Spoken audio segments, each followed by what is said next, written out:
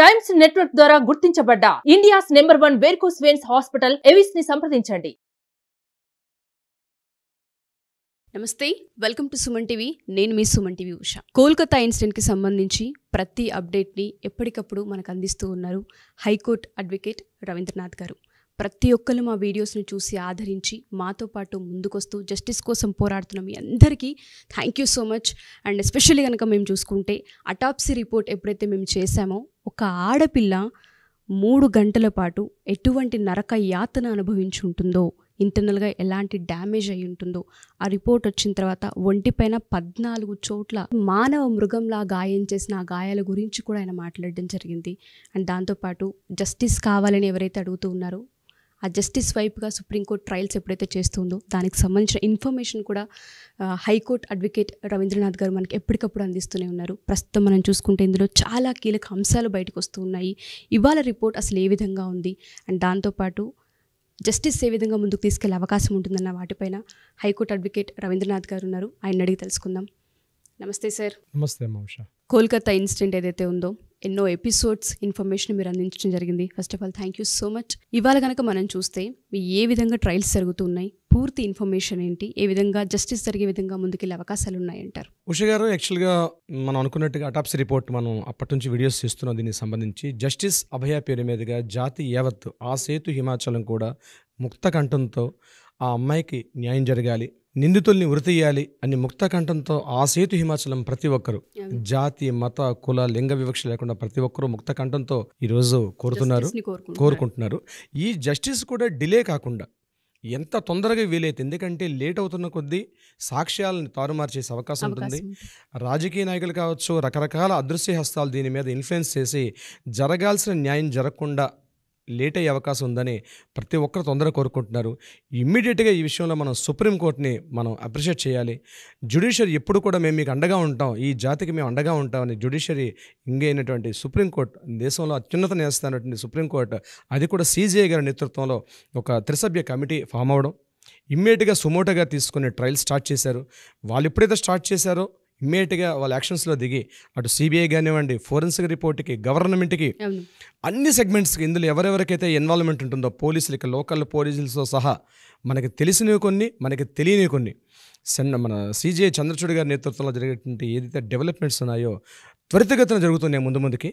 అందులో భాగంగా day after before ఒకసారి ఒక ట్రయల్ జరిగింది. ఇమ్మీడియట్గా అందరూ కూడా ప్లాన్ ఆఫ్ యాక్షన్లో దిగారు. దానికి సంబంధించి ఈరోజు 22వ తారీఖు ఈరోజు కూడా ట్రయల్స్లో అవన్నీ కూడా సబ్మిట్ చేయమని చెప్పించారు. అంటే దీన్ని 2 రకాలుగా, ఒకటి సిబిఐకి, at the same time SIT special investigation టీమ్కి గైడ్లైన్స్ ఇచ్చారు. At the same time state గవర్నమెంట్కి కూడా, మమతా బెనర్జీ గారు స్టేట్ గవర్నమెంట్కి కూడా అందరికీ గైడ్లైన్స్ ఇచ్చారు. ఈరోజు ఇంటర్మ్ రిపోర్ట్స్, టోటల్ రిపోర్ట్స్ కాకపోయినా ఒక ఇంటర్మ్ రిపోర్ట్స్ అంటారు, అంటే మధ్యంతరంగా ఏం జరుగుతుంది, అట్లీస్ట్ బేసిక్ ఇన్ఫర్మేషన్ ఇవ్వండి, దాన్ని బేస్ చేసుకొని ట్రయల్స్ ఇస్తాం. జనరల్గా ఏం చేస్తారంటే డిస్కషన్ జరుగుతాయి, రిపోర్ట్స్ వచ్చేసరికి టైం పడుతుంది. ఓకే, మంత్స్ టుగెదర్, ఒక 1 వీక్ 10 days అని కాకుండా జస్ట్ ఓన్లీ 1 day టైం ఇచ్చి ఇమ్మీడియట్గా ఇంటర్ రిపోర్ట్స్కి వీళ్ళని ముందుకు తీసుకెళ్ళడం ఉంది. రిపోర్ట్స్ ధర్మాసనానికి అందరం కూడా, దేశం యావత్తు కూడా అప్రిషియేట్ చేసినటువంటి అవసరం అయితే ఉందండి ఉష గారు. సో మీరు అన్నట్టుగానే నిన్న కూడా నేను ఒక విశ్లేషణ చూశాను సార్ మీది, అందులో అదృశ్య హస్తం కూడా ఉంది అన్న వర్డ్ని ఒకటి మీరు యూస్ చేశారు. దానికి సంబంధించిన విచారణ ఎక్కడి వరకు వచ్చింది, దానికి సంబంధించిన అప్డేట్ ఏమైనా ఉందా అండి? మమతా బెనర్జీ గారి యొక్క మేనలుడు రివీల్ చేస్తున్నాను సాహసం చేసి, అభిషేక్ ముఖర్జీ, అతను ఇన్వాల్వ్మెంట్ ఉండొచ్చు. ఎందుకంటే వాట్సాప్ చాట్ చూస్తారు సందీప్ ఘోష్కి అలాగే అభిషేక్ ముఖర్జీకి మధ్య. ఇతను తృణమూల కాంగ్రెస్లో ఒక కీలకమైన నేత. ఇతను తృణమూల కాంగ్రెస్ పార్టీ నేత కూడా మమతా బేగం అంటారు, మమతా బెనర్జీ అంటారు. సో బెనర్జీయా బేగం అనే తర్వాత విషయం. అయితే ఇందులో ఈ విషయంలో తన యొక్క ఇన్వాల్వ్మెంట్ ఉన్నట్టుగా కొన్ని రిలీజెస్ జరుగుతున్నాయి. అది ఊహాగానాల వరకు ప్రస్తుతం అయితే పరిమితమైంది.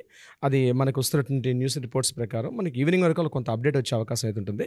బట్ ఒక ఇన్వాల్వ్మెంట్ జరిగింది. ఎందుకు సస్పెక్ట్ చేస్తున్నామంటే, సంఘటన జరిగిన తర్వాత రాష్ట్ర ప్రభుత్వం తీసుకున్నటువంటి చర్యలు ప్రతిదీ అనుమానాస్పదంగా ఉంది.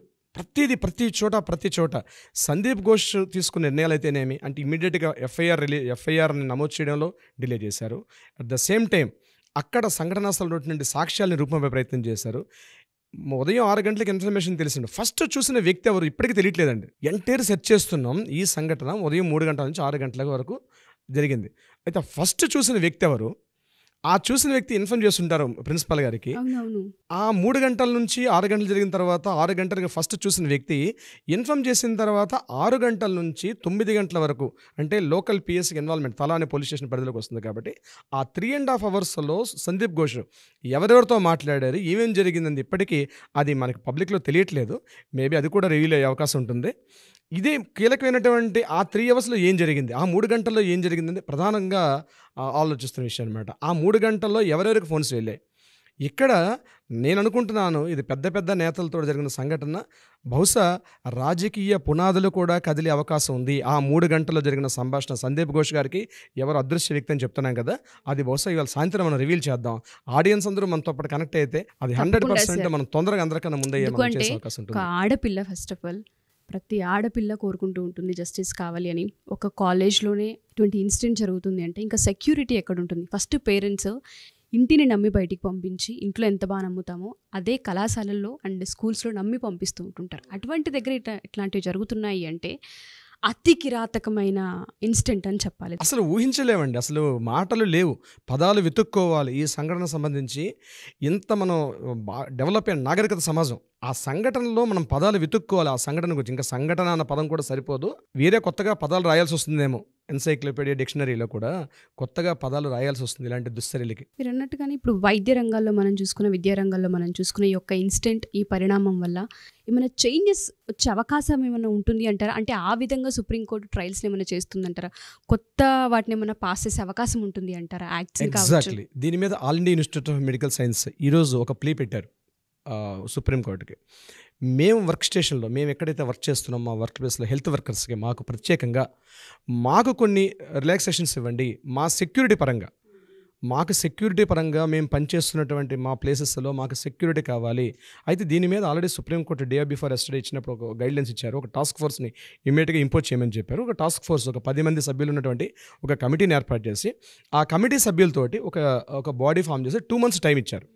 2 monthsలోగా మీరు ఈ హెల్త్ వర్కర్స్కి అలాగే డాక్టర్స్కి, ఎందుకంటే రాత్రి మిడ్నైట్ డే అండ్ నైట్ తెలియకుండా వర్క్ చేస్తారు కాబట్టి ఎస్పెషల్లీ అక్కడ పనిచేస్తున్న స్త్రీలకి ఒక గైడ్లైన్స్ ఇవ్వాలి. ఒక స్పెషల్ టాస్క్ ఫోర్స్ ఏర్పాటు చేశారు. అదృష్టవశాత్తు ఆ టాస్క్ ఫోర్స్లో మన జి నాగేశ్వర రెడ్డి గారు ఒక మెంబర్ ఉన్నారు. అందులో మనం ప్రౌడ్గా చెప్పుకోవచ్చు. ఏజీ హాస్పిటల్ చెందినట్టు జి నాగేశ్వర రెడ్డి గ్యాస్ట్రెంటాలజిస్ట్, అతను కూడా ఇందులో కీలక సభ్యుడిగా అందులో అపాయింట్ అయ్యారు. మనం ఈ ముఖంగా కూడా ఆయనకి మనం అప్రిషియేట్ చేయలేదు, ధన్యవాదాలు తెలుపుకోవాలి. అది కూడా ప్రౌడ్గా ఒక తెలుగు వాళ్ళకి. నెంబర్ 2 ఏంటంటే all Indian institute of medical science chairman కూడా హెడ్ ఆఫ్ ద ప్రెసిడెంట్ కూడా మన తెలుగువారు, ఆయన పేరు ఎం శ్రీనివాస్ గారు కూడా, ఇద్దరు తెలుగు వాళ్ళు ఆ టాస్క్ ఫోర్స్ కమిటీలో ఉండడం కూడా గర్వించదగ్గ విషయం. జాతికి ముఖ్యంగా వైద్య వృత్తిలో ఉన్నటువంటి హెల్త్ వర్కర్స్కి ఈ మార్పు ఏదైతే ఉందో రాబోయే రోజుల్లో ఒక మంచి సంస్కరణ జరిగే అవకాశం ఉంది. అందుకని ఈరోజు ఏం చేశారంటే వాళ్ళు ఒక ఇంటర్మ్ ఒక రిట్ పిటిషన్ పెట్టారు, ఒక ప్లీ చేశారు వాళ్ళు. సో సుప్రీంకోర్టు కూడా ఇమీడియట్గా దాన్ని యాక్సెప్ట్ చేసింది. ఈరోజు ట్రయల్స్లో ప్రత్యేకంగా మీ టాపిక్ను కూడా మాట్లాడతాం అవకాశం ఉంది అంటే మధ్యంతరంగా ఈ డిస్కషన్స్ ప్లీ అంటే ఒక అప్లికేషన్ పెట్టుకున్నారు. మాది కూడా డిస్కస్ చేయండి అని చెప్పి వాళ్ళకి అపీల్ చేసుకున్నారు. ఈరోజు దాని మీద కూడా ఒక డిస్కషన్ ఉంటుంది. వీళ్ళైతే ఈవినింగ్ వరకు మనం అది కూడా అప్డేట్ చేసే అవకాశం. తప్పకుండా సార్, తప్పకుండా.